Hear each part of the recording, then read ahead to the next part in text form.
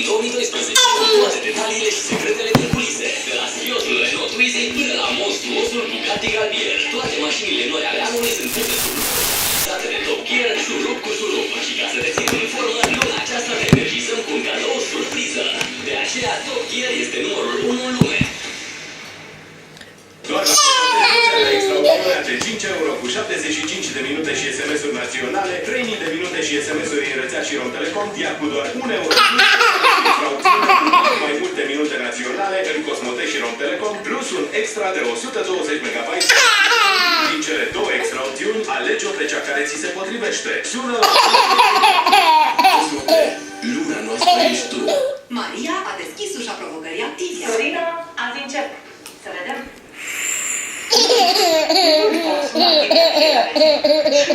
Mai bine. Nu știu că e posibil. Mă simt mai puțin balonată. Zi bună! Petrecere, m-am convins. Voi continua. Normal e să te simți bine. Consumați zilnic Activia de covortul digestiv, reducând senzația de balonare. Începe și tu anul la un stil de viață să... Încearcă Activia, convinge-te de efect sau primești banii înapoi.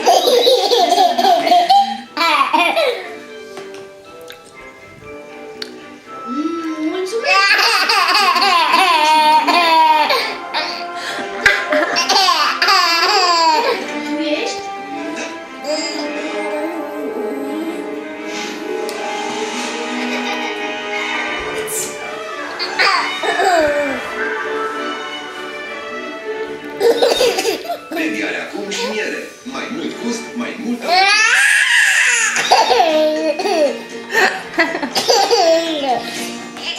Chiar dacă ești singur de ziua drăgostiei, nu e rost să plângem. Dragostea te rog.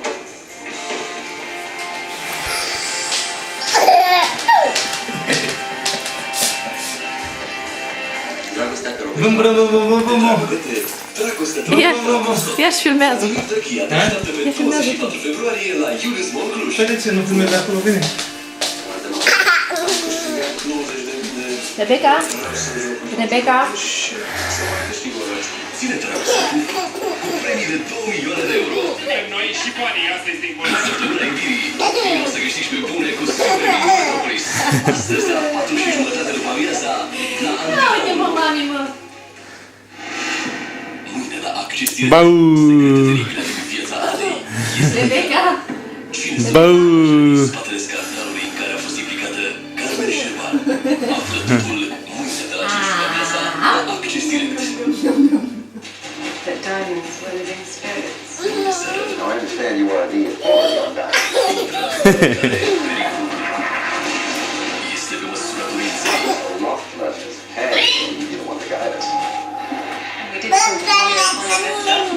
But he was under Billy se caută diamantul blestemat. Mâine de la 20:20 la Antena 1.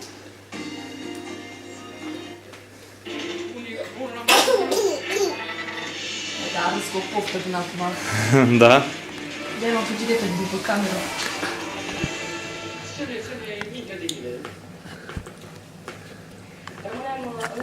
Make.